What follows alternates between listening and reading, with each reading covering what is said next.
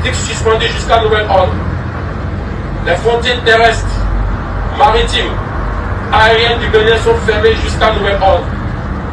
La prise du pouvoir en ce moment traduit la ferme volonté du comité militaire de la refondation à mettre fin à l'exclusion de toutes les couches sociales de notre pays, sans distinction aucune. Dans la suite de la transition et de restaurer la cohésion nationale.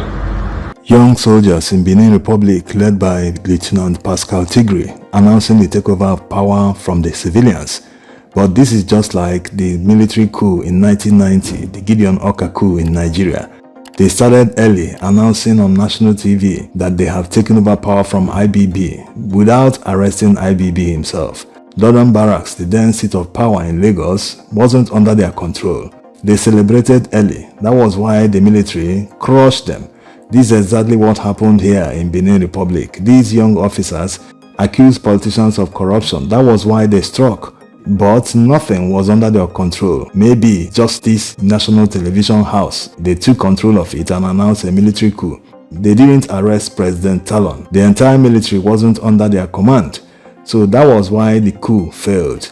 The government is now announcing that the coup has been thwarted. This building of the national television is under the control of the military. The officers have been arrested. This should be a warning sign to Nigerian politicians and other African politicians who think they can do whatever they want. Nigerians see Benin Republic as a country that is well governed. Yes, not saying that there is no corruption. After all, some people are even celebrating the military coup, as you can see in this video.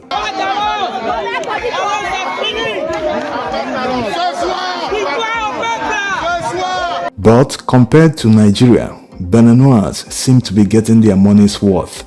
When you visit Benin Republic, you will think it's not a third world country. That's compared to what you saw in Nigeria, in Badagry, before crossing the border. Yes, most places are serene, very neat, compared to where you left in Nigeria before coming to their country. So Nigerians see the country, like already said, as being well governed.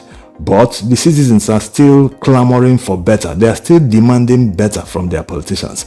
In that situation they find themselves, their military men are still contemplating removing the politicians, contemplating a military coup. They must know that they are demanding even a higher standard, much more than Nigerians see in Nigeria. So the reality remains that people who find themselves in power should make sure that they work for the people, not work for themselves. They are accusing them of corruption, and recently their parliament actually increased the number of years in a tenure. It used to be 5 years. They extended it by 2 years. That's making it 7 years per tenure. Imagine a president in Benin Republic who wants to stay in power perpetually. One term alone is 7 years, 2 terms 14 years. If the person succeeds in getting re-elected 3 times, that means he will stay in power 21 years. So maybe that's why the military struck. Remember, there was also a thwarted coup in Benin Republic last year. L'ancien ministre des Sports, M. Oswald Fomeki, a été interpellé au moment où il transmettait 6 sacs remplis de billets de banque. So if it is happening again under 1 year, they should do something about it. Yes, democracy is not perfect. Military government is also not perfect. They should just find a balance. Make sure they keep working for their people. Reduce that corruption to the lowest minimum. Yes, in Nigeria, people are no longer demanding politicians stop the corruption. They are just demanding that they reduce it because they are so blatant about it. Imagine politicians claiming that they are spending 1 trillion naira on a project. At the end of the day, you can't find that project. Not to talk of making an evaluation and saying, this is not worth 1 trillion naira. They don't build anything. They just siphon that money completely. So politicians must learn to work for their people. Not that people wouldn't agitate, but the more you work for your people, the more you reduce that corruption, the more you make the work more than the stealing. That's when people look at what you're doing and the resources, the IGR, they will not even bother to look at the books to see, did you steal any money? Is this project worth this amount?